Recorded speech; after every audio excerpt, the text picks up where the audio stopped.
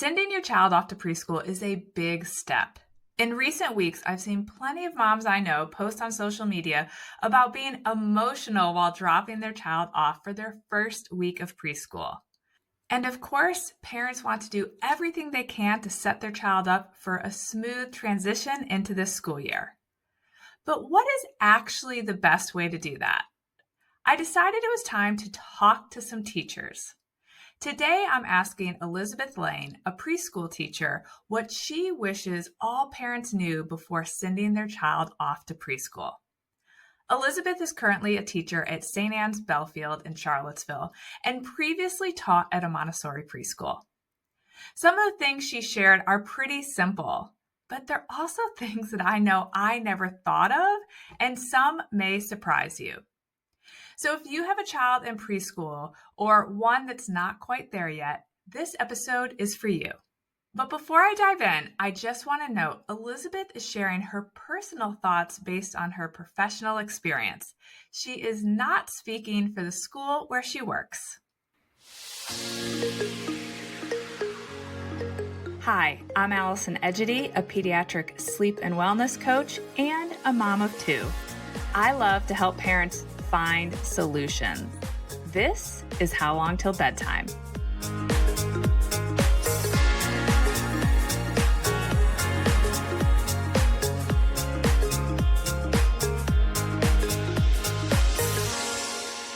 Well, hi, Elizabeth. Thank you so much for joining me today. One of my previous clients connected us when she heard on Instagram that I wanted to do this episode, and I'm so glad that she did. So shout out and thank you to Amanda. I'm really excited to talk to you today about all things that you wish every parent sending their child to preschool knew. But before we dive in, I always like to ask my guests to briefly share what inspired them to pursue their vocation. Absolutely. Well, I'm so excited to be here. And yes, shout out to Amanda for connecting us. Well, I've always wanted to be a teacher, but the true question was what age? And I used to teach my teddy bears when I was a little girl, so this was always going to be the dream. I was very consistent. But when it came to majoring in elementary education, I have my master's in teaching from UVA, and the licensure that I have is pre-K through 6th grade, which is a huge range. So it became more of what age do I want to work with? And then it became very clear when I was placed in my pre-K practicum, I believe it's my second year of my program, and I was placed in Jackson Via Elementary School in their preschool department. And I walked in and instantly I knew that preschool was for me. The amount of joy that is in a preschool classroom, both from the teachers and from the children, is unlike any other age. And so I knew that I wanted to pursue preschool education specifically because it is so joy-centric. The children want to be there. Their lives are home and school. And as they get older, obviously other extracurriculars come in. But when they're that young, you get to be such a foundational experience for them that you feel like a little bit like a celebrity. So you know that you're making a big impact on their lives because so much of their life is school. Not only are you surrounded by joy, you're making huge foundational impacts, but you also know that your impact is going to impact them for the rest of their lives, the rest of their educational career. Because obviously in high school, some people, really enjoy that age. But I don't know if my AP Stats teacher will make the impact on the rest of my life like I know my preschool teacher did. So knowing that impact was what prompted me to pursue preschool specifically. Well, I feel like that's a true calling because at no point did I walk into my kids' preschool room and think, I belong here. I would make a great preschool teacher. So that's great. The world needs people like you. I appreciate that. So let's dive right in and talk about things that you wish every parent knew. What is the first thing that you would bring up?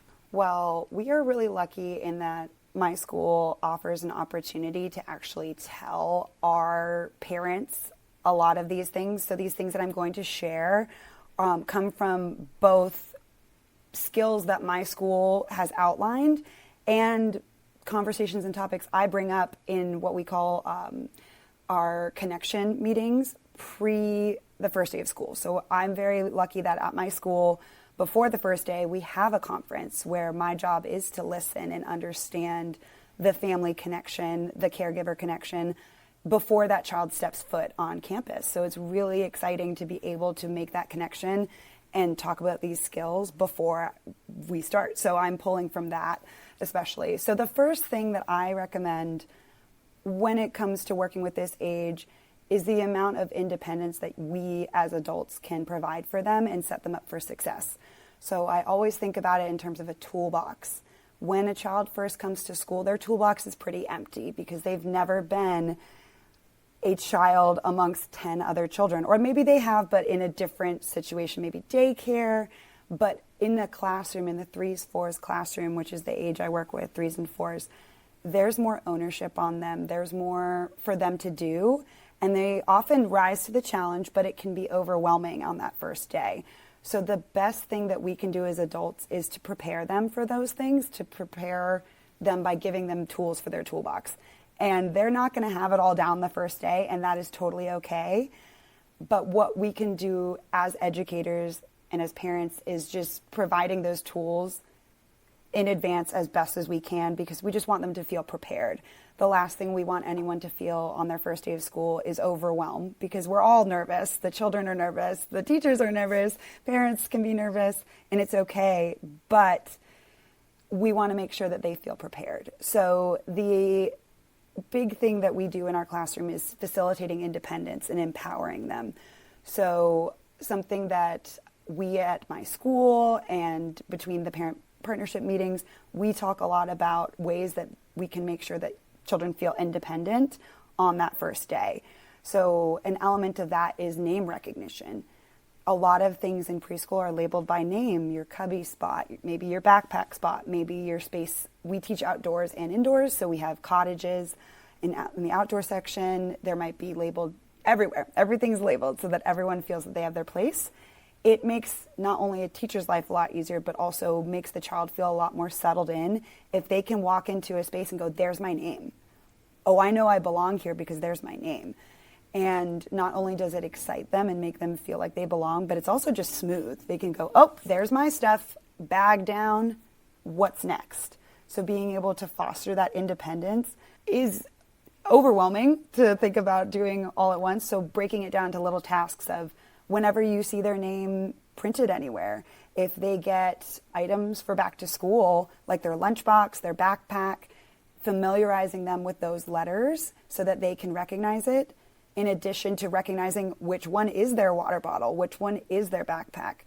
I've seen some parents go to the store with their child so their child picks out the backpack. It's already special to them, instead of in the morning or day before, this is your backpack, here you go. They might not remember the next day. They need a lot of practice and repetition. So those independence factors are really huge and will make that first day so much smoother, because there is going to be a lot for them to do that first day. So the more that we can do to prepare them with those independent practices, the better. Specifically, not just name recognition, that's one thing that you can do, but practicing that at home.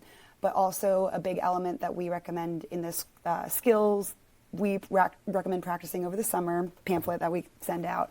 A big part of that is self-care. So being able to dress and undress for toileting purposes, shoes, being able to do that, being able to take off a backpack and put it back on is a very big skill. And it's okay if they're not perfect at it, but the biggest element that I think makes a difference as a teacher is that they try, is that they are at least trying once on their own. And then if they need to ask for help, that's totally fine. But knowing that they're trying and they're attempting to problem solve is a hard skill for me to teach. So if they come in already wanting to try on their own because they're used to trying on their own, it makes our first day a lot better. So fostering that independence is really, really crucial for a smooth transition the first day. Not only that first day, but for the whole year, we really are fostering that independence and making them feel empowered. That makes a lot of sense. I did not teach my girls how to recognize their name. I'm thinking because they were at daycare that then flowed into a daycare preschool that I just relied on the teachers there to do it. But I do have this very clear memory of them telling me one day that I needed to help them learn to put their coat on. And they had this very specific technique. They said, look, you can lay it down. Sure. They stick their arms in and they flip it over their head. Yep, and flip. the flip coat on. And they said, look, this will be really helpful if you can teach the girls to put their own coat on. Because generally I was in such a hurry coming in and out of the house that I'm just doing it for them. And so they learned it really quickly, but until a teacher told me, hey, could you work on this? It'd be really helpful. I hadn't even thought about it. And I also have no memory of teaching the backpack thing, but that makes absolute sense. So I can already tell I'm falling into the camp where I could have benefited from your pamphlet and some guidance. I was totally the parent who just relied on the teachers to do it all. So I was not the ideal parent in this regard. Oh, no, that's okay, because a lot of the time that daily practice is not only something that you're working on at home, but they're working on at school. We take backpacks on and off all day. They're putting coats on and off all day. So it's more of, we never want it to feel like, oh, you need to work on this. It's we need to work on this as a team. Oh, here's what we're doing at school. Let's partner at home. What are you doing at home? How can I support you? So kind of that teamwork element. If the teacher and parent or any family member or caregiver are on the same page, that consistency makes such a big difference. And I also don't want to ever make anyone feel like they have to teach them in the moment. I hear what you're saying about rushing. I mean, being a parent and getting kids out the door, you know, you've got to get your coffee, you've got to get your breakfast, their breakfast, coats, shoes, making sure your keys are in the right place. A lot of things are going on. We would not expect you to use that moment to teach the flip because there's so much going on.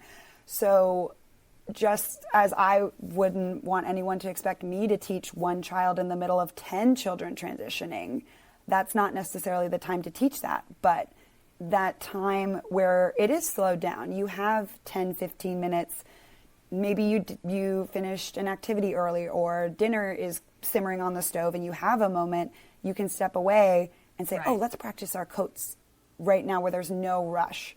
That's what we do at school. We do a lot of, okay, let's practice this skill in a calm setting. And when we have time to unpack each step and talk it out, a lot of preschool is narrating our thoughts and narrating how we're doing things because it's explicit feedback that they need to understand.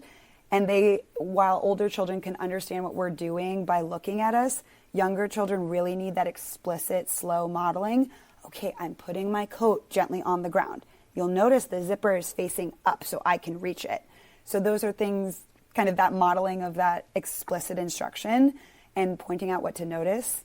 You can't do that when you're rushing out the door. So that is, I totally understand that being overwhelming in the moment.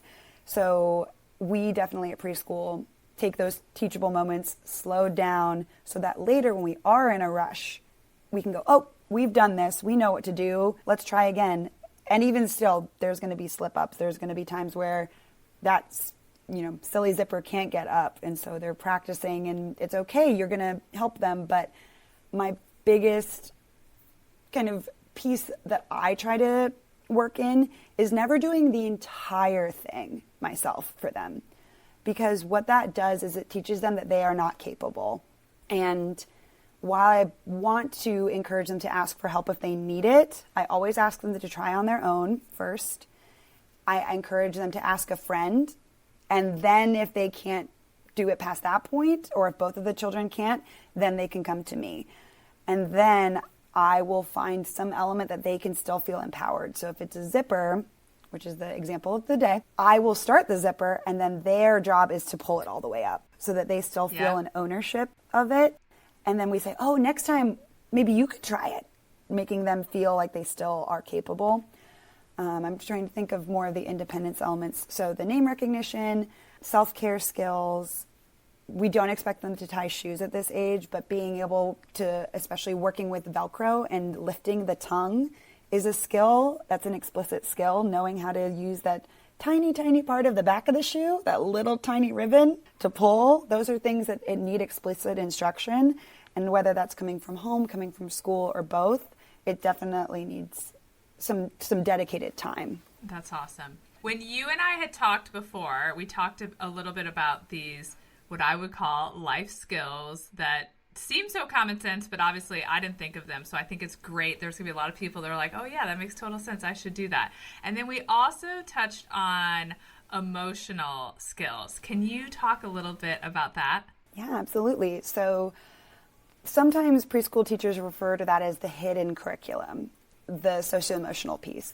Because while it's not going to be, here's a lesson plan and every objective that we are going to meet today, we're going to cover kindness. Sure, there are sometimes explicit lessons on that, but the teachable moments are going to come from students interacting with each other. And that's not something you can plan for all the time. So the things that we work on and, again, explicitly teach are often in response to what we're seeing. Sure, we do a lot of proactive measures, but we also, in the hidden curriculum, are keeping an eye out for what our class is experiencing and responding to it. So when it comes to what we wish parents would know is, again, that kind of independence element and, again, explicit teaching. So when you recognize a conflict is occurring, maybe there's siblings, maybe there's a friend, if you're recognizing that there's a skill that a child is struggling with or is taking a long time to work through, like, for example, if they face an upset, in my classroom we call it an easy fix, so something that's quick fix. We never want to make it sound like, oh, that's not a big deal.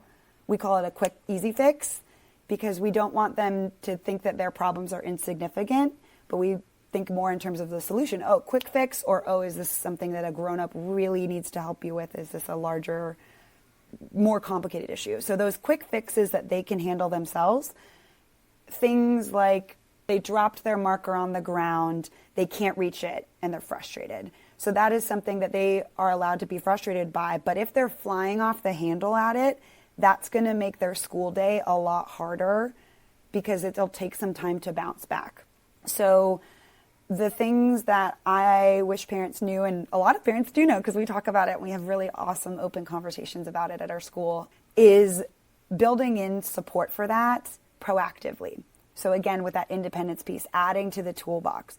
So a lot of things that we do in our classroom are understanding deep breathing and not making it necessarily about mindfulness. Some students are ready to understand mindfulness, but making it really about the breath itself. So I recommend this book called Alpha Breaths. You can find it on Amazon. It comes in a board book, and it is A to Z different breaths that have one for every letter, and they're cute and easy to remember. Like for cake breath, which is my class's favorite, they get a little round cake with their hands, and then we pretend to smell the icing and blow on the candles. And that's a deep breath, but you're not saying to your child, take a deep breath, take a deep breath. Like, yeah. They might not know what that means, but they know what a cake breath is. But that's something that we explicitly taught. So again, proactive measures so that when my class is starting to get wiggly, I can tell that they need a calm down reset moment. I say, cake breath. Here we go. We can take a cake breath instead of saying, take a deep breath, guys, take a deep breath in the middle of the chaos. And that resets their nervous system. It allows them to calm down. It's a socio-emotional skill, and they don't even recognize it yet. So it's a hidden curriculum piece. It's a skill that they are learning while they're at school, but it's not necessarily something that we're going to say, okay, objective of the day, learn how to calm down. Like, no, that's something they're going to learn throughout the course of the day or the year or the rest of their life. We're all still learning how to calm down. But again, that kind of harking back to what we said earlier, the independence piece applies to socio-emotional as well. So what are some strategies that your child can use in the classroom and at home? So because a lot of the resources that might be available at home, like asking mom or dad for a hug, might not be available at school. Obviously, they can always ask a teacher for a hug. That's a big one. But what skills can your child take with them that doesn't require any outside resources? So taking those deep breaths, asking an adult for a hug, maybe taking a walk, going and getting a drink of water. All of those things are strategies that we can build in as teacher and parent to support them, not just as students, but as actual just small humans. Yeah. Yeah. It's funny you say the cake breath because my girls definitely use that in preschool. They didn't learn it from me, but I love the book. I've not seen the book, but I will definitely make sure we link to it in the show notes. So I love the idea of having the book to work through that. But then also, I remember we worked on Just Walk Away. Yes. So huge. When my girls were arguing, I would say, sometimes we just have to walk away when we feel unhappy. I'd so much rather you just walk away than hit your sister or get upset. Just walk away. And so sometimes I would hear them talking to each other because my girls are only 18 months apart. So they were kind of in preschool at the same time. They'd say, I'm just going to walk away. It's a skill. It's a skill. And I think you really touched on something that's important is modeling that for them, is explaining, okay, sometimes it is, here's an explicit handing, here is a strategy. You're quite literally modeling it for them and handing them the tool because they're not going to know it exists otherwise. And then you yourself can apply that and model it for them. So something I do when I'm getting frustrated in the classroom is I label it. I say, when you friends are talking over me and I can't read my story, it makes me feel frustrated. I'm going to go take a water break and then I'll come back. And so modeling that for them, that teachers have feelings too. Yes. That is very important for them. And then also modeling a strategy. Or I'll say, oh, okay, I need to take an alligator breath, which is extending your arms like an alligator and deep breathing. Things like that I apply to my own behavior so that they see it being used. And then they often very cutely will mimic my behavior, sometimes I'll say I'm going to go take a sip of my coffee, and I'll come back and they go, oh, I'll go take a sip of my coffee too. And I say, okay, yeah, go take a sip of your coffee. But again, that explicit modeling and instruction, and there's nothing more powerful than seeing an adult that they care about do it too.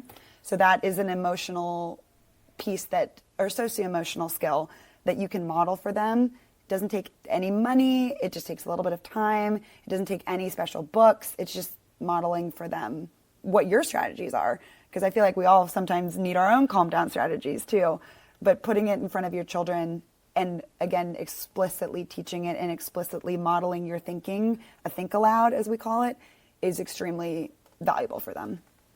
I do that all the time with the preschool kids with sleep. Mm-hmm. So I always tell parents, you need to talk about your own sleep. And did you stay up too late?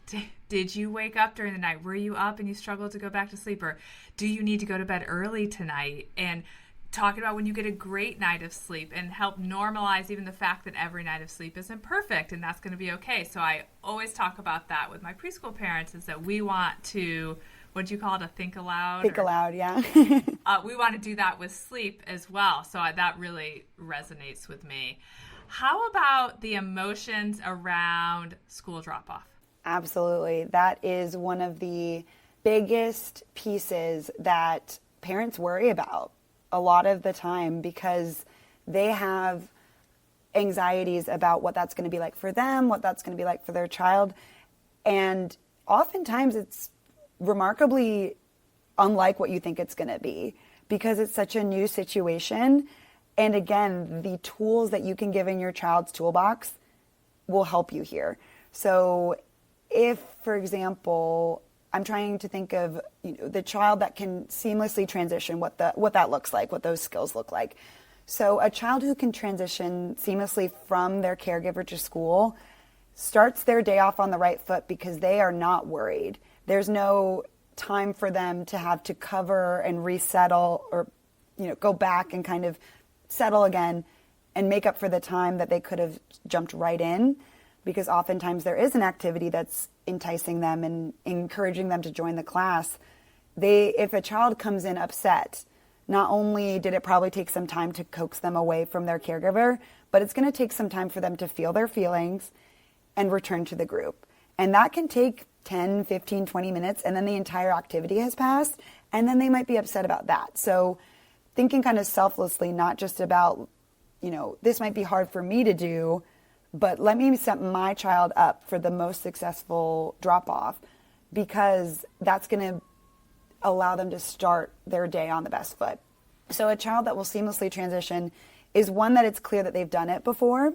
So the children who have practiced separating from a caregiver, the first day is not necessarily the day to practice this. The days leading up to it are.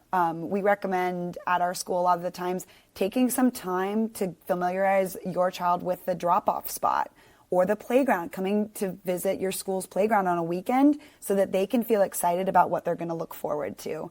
A lot of schools offer an opportunity for photos of their teacher to go out. So if your school has a faculty directory or hearing a message from your teachers, oftentimes they'll send a message or send a picture. Familiarizing them with what to expect is going to create that seamless transition. Making sure that they feel comfortable and confident stems from us as adults feeling comfortable and confident. So if a parent is excited and eager for them to get out of the car, but with a hug and saying, "Oh, I love you so much. I can't wait to hear all about your day. I'll see you soon. This is your special time with your teacher in your class. I can't wait to hear about it."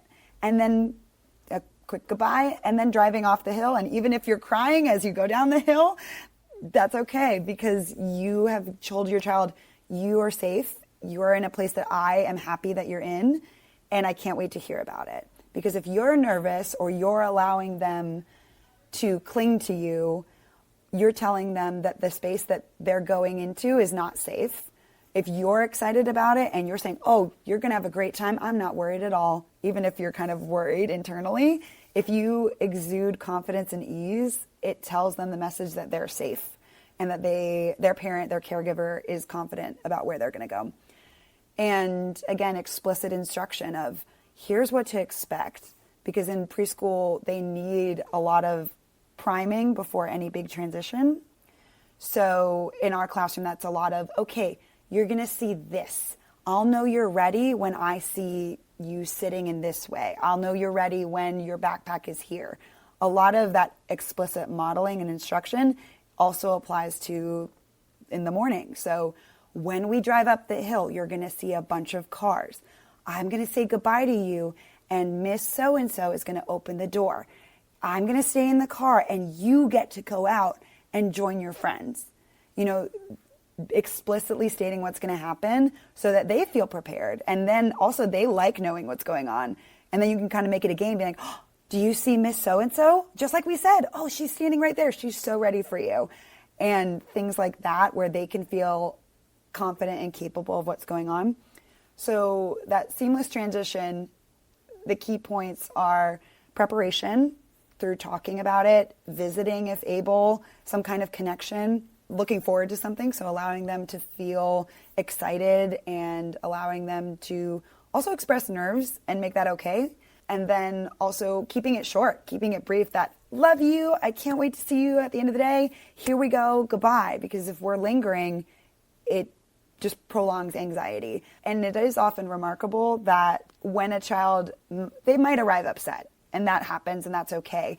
We affirm them in the preschool, and we say, "I know it is so hard to say goodbye to your mom, your dad, your grandma, whoever's in the car with you because you love them so much.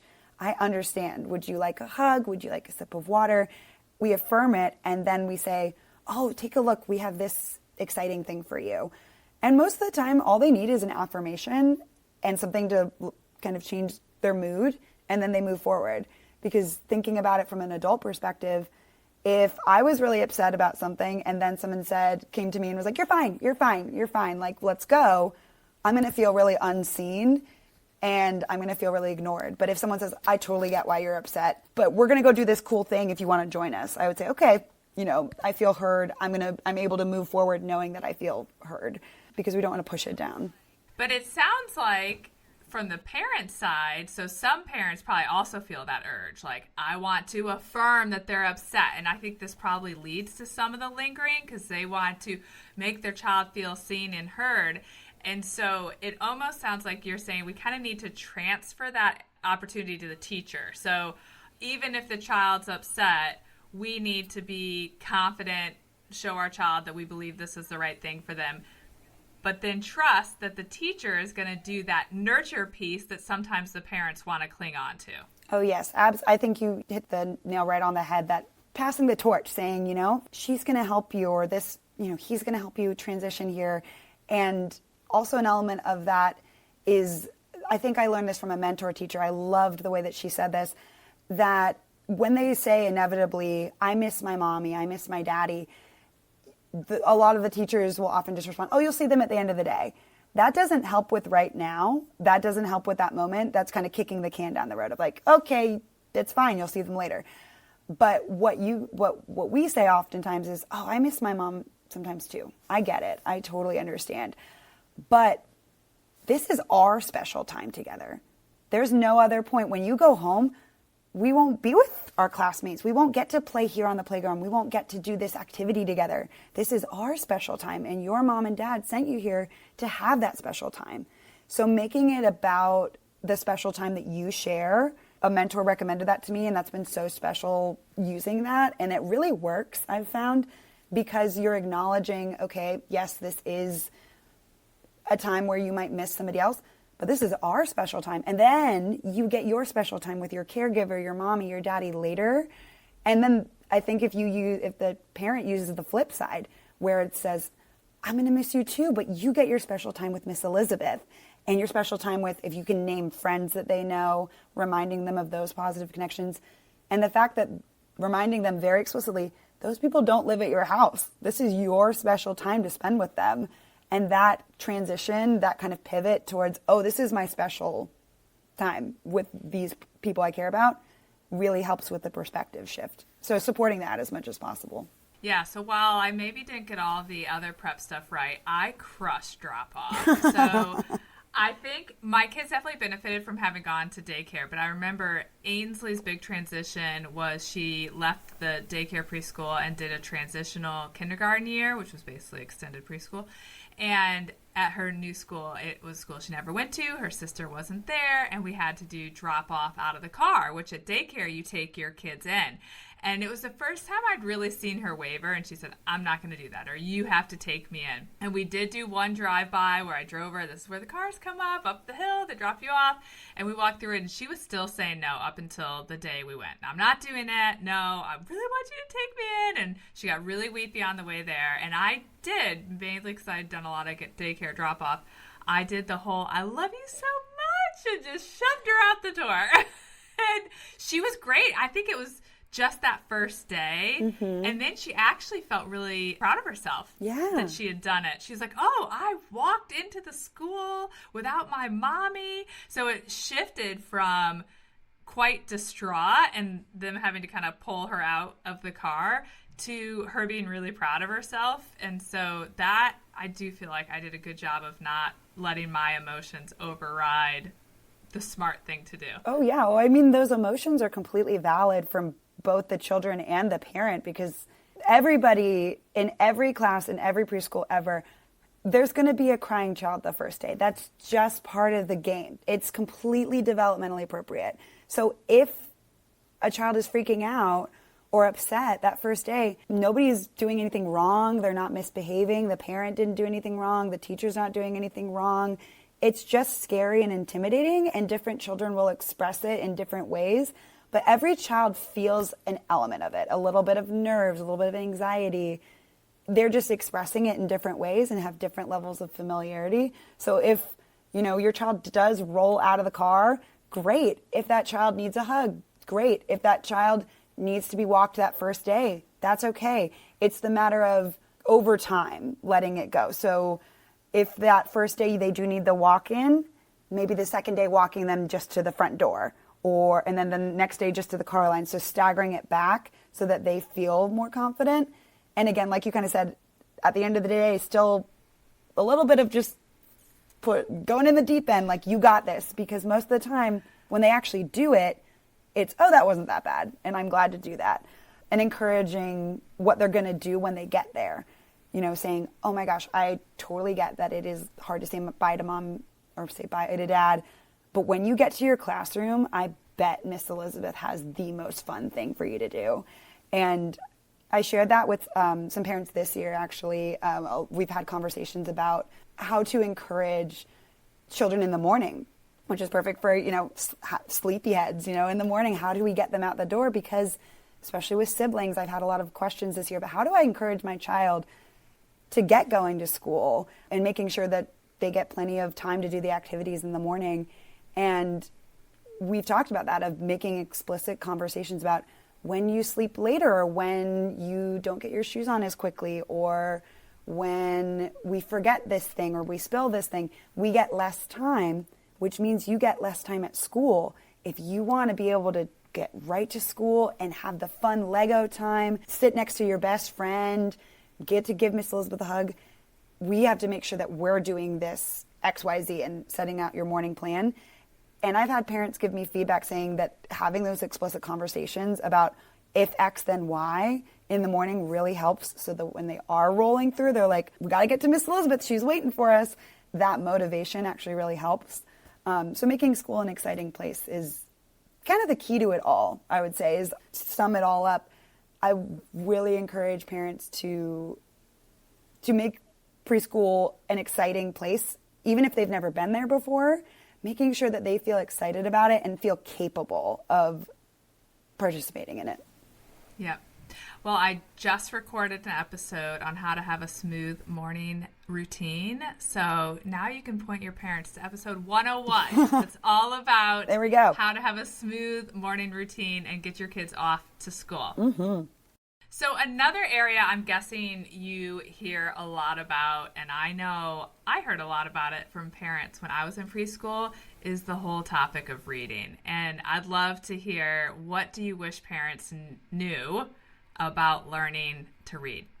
Yeah, that is a golden question, because I get that at so many conferences, a lot of questions about how do I know that they're ready, and how do I know what to do, and where do I start, and are they ready to read? Is this reading? A lot of concern about reading. And obviously with my background I have my master's in teaching from UVA, a large chunk of that coursework is understanding the development of reading and understanding the timeline and what it looks like and when. And so a lot of my background is in literacy and in literacy instruction. And it takes a lot longer than I think a lot of people realize.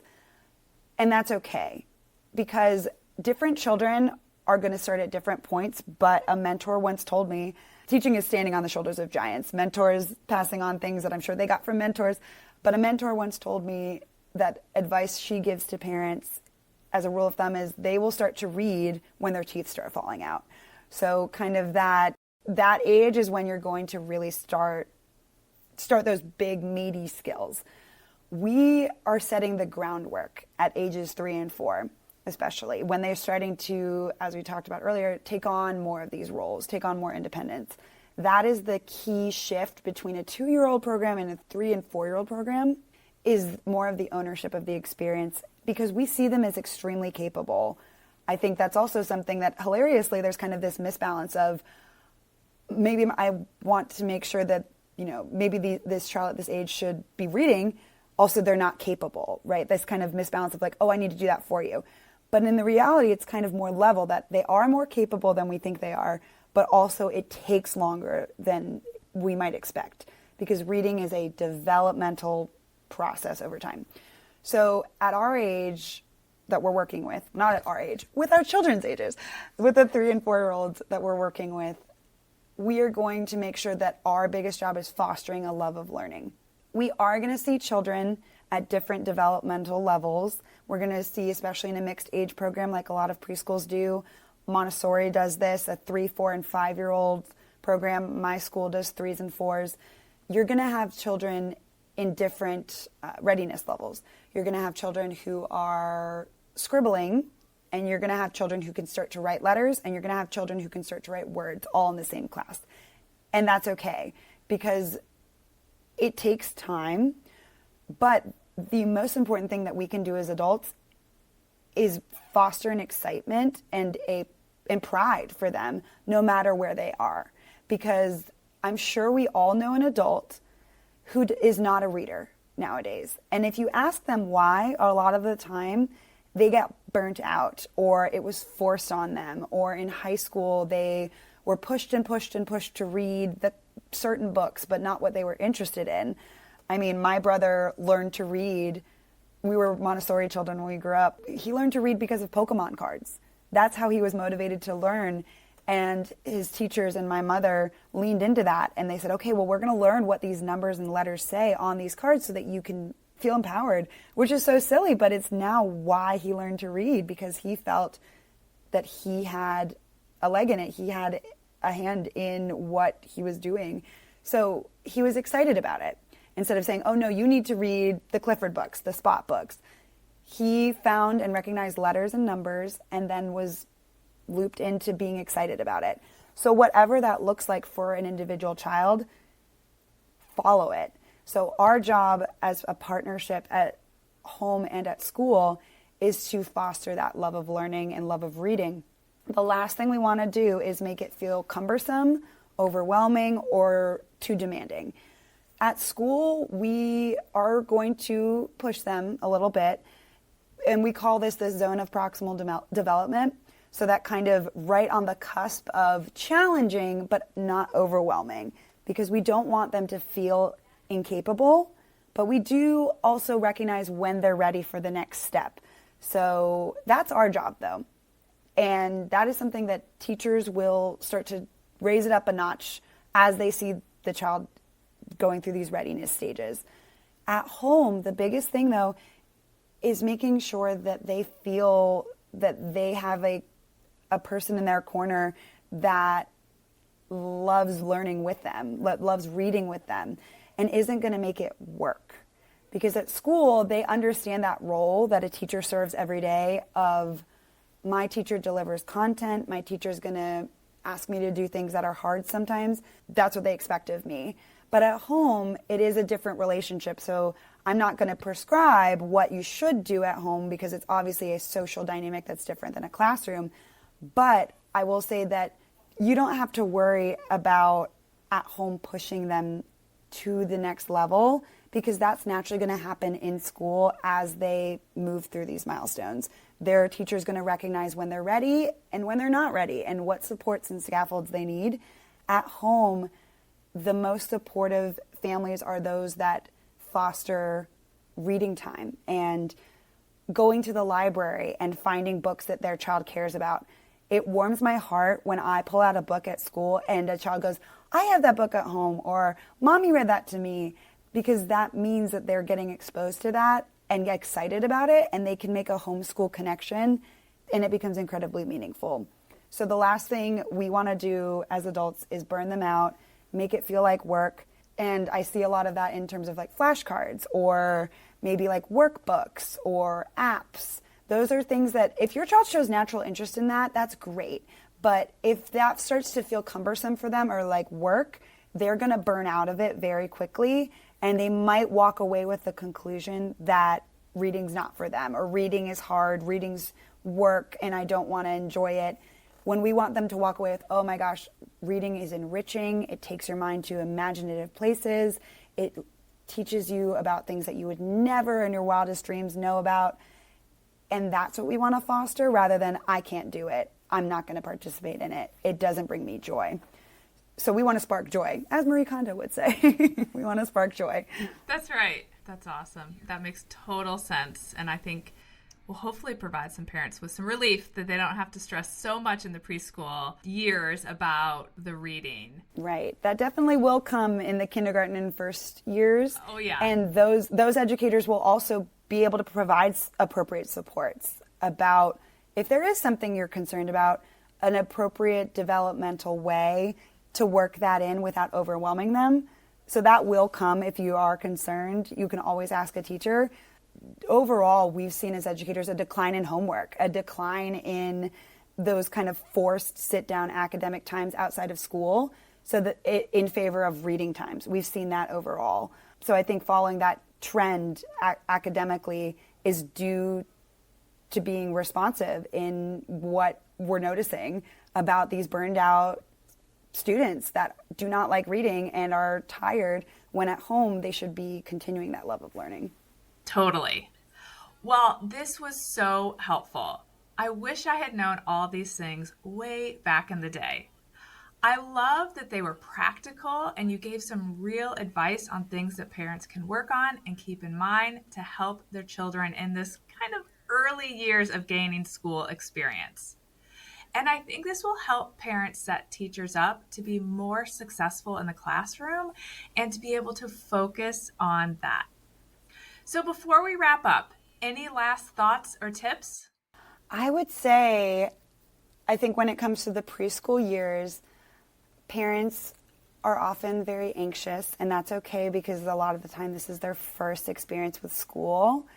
And I would just say, if you have worries or concerns, it is totally more than okay. Talk to the classroom teacher about it. And most of the time they will affirm you in the same way that we were talking about affirming. They will affirm you and give you advice and resources that work in the classroom based on the working with this age and developmental milestones and what to look for in the child development. If you're nervous, that's okay. Reach out, ask for help, because we've seen it all. We've seen so much go down in the 180 days every year from 8 to 3 every day. It's a lot of time with a lot of different children. So I would say, instead of stressing about it, communicating about it. So that way it could turn out to be nothing. A lot of anxieties. I've had families come to me on the first day on the pre-teacher or the pre-school year conference with so much anxiety and so much to worry about and a list of questions. And then by day 2, it's, oh my gosh, I didn't even need to worry about that. Look how happy they are. Look how engaged they are. A lot of it is just taking a breath, letting them struggle a little bit. And in the end, that struggle and that independence and that exploration of roles is going to allow them to learn. So nothing's going to be flawless. It's going to be messy. And that's how we learn. So I think remembering that is going to be really helpful for those first couple of days. Well, thanks again for joining me today, Elizabeth, and thank you for pursuing a career in teaching, particularly with the preschool age group, which I know can be tricky. I have no doubt that some parents are going to find this episode really helpful. So thanks again. Appreciate it. Thanks so much for having me. All right, bye for now. Bye. Thank you for listening to How Long Till Bedtime. To learn how we can work together to improve your child's sleep, please visit sleepandwellnesscoach.com.